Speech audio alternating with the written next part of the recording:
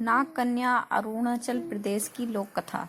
बहुत पहले भारत के पूर्वोत्तर क्षेत्र में एक गांव था मिस्मा। वहां एक अनाथ मछुआरा रहता था। ताराओन एक दिन वह मछली पकड़ने गया। उस दिन मछली के स्थान पर एक नाग उसके जाल में फंस गया। दरअसल वह नागलोक का राजा था। अपने पिता को जाल में फंसा देखकर नाग कन्या घबराई। उसने सुंदर स्त्री का रूप धारण कर लिया। वह ताराओन के पास पहुंचकर बोली, यदि तुम मेरे पिताजी को छोड़ दोगे तो मैं तुमसे विवाह कर लूंगी। युवक मान गया और उसने नाग को छोड़ दिया। नाग कन्या ने उससे विवाह कर लिया। ताराओन और नाग कन्या का विवाह गांव वालों को नहीं भाया। उन्होंने विवाह की खबर राजा को दे दी। राजा ने ताराओन को बुलाकर कहा, तुमने हमारी परंपराओं को तोड़ा है, तुम्हें दंड मिलेगा।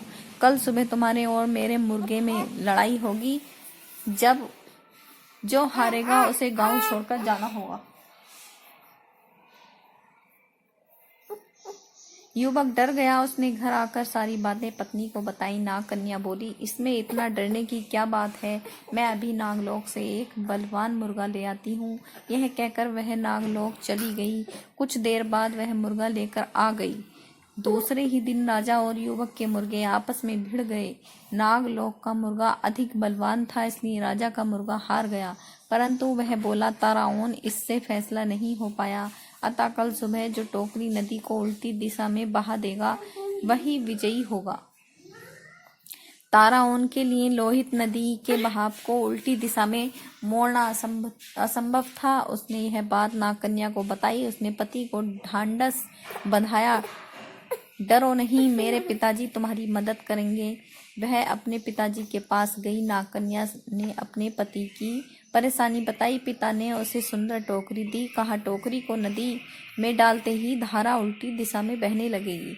नाग कन्या अपने घर पहुंची। उसने ताराओन को सारी बातें बता दी। ताराओन ने टोकरी नदी में डुबो दी।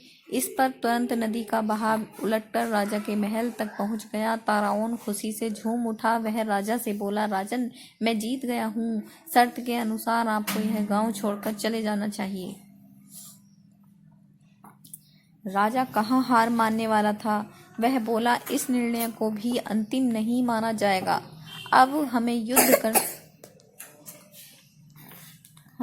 करना चाहिए। इसी युद्ध से निर्णय होगा। ताराओन भागा भागा अपनी पत्नी के पास पहुंचा और सारी बातें बताईं। राजा के पास बड़ी फौज थी, परंतु ताराओन तो अकेला था। नाग कन्या उसकी परेशानी सुनकर फिर नागलोक में पहुंची। वहां से वह सोने का ढोल और उसे बजाने की छड़ी ले आई। सुबह राजा अपनी फौज के साथ लड़ाई के लिए आया। ताराओन पहले से ही तैयार था।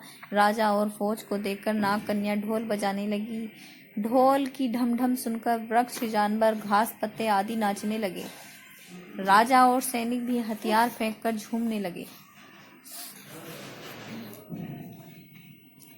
अब ताराओन और उसकी पत्नी नाग कन्या गांव के राजा रानी बन गए। आज भी अरुणाचल के वंशज ताराओन जनजाति के नाम से जाने जाते हैं। तो दोस्तों, आपको ये कहानी हमारी कैसी लगी इसे कमेंट करना, लाइक जरूर करना। आपको ढेर सारा प्यार और हमारी तरफ से लाइक जरूर करना।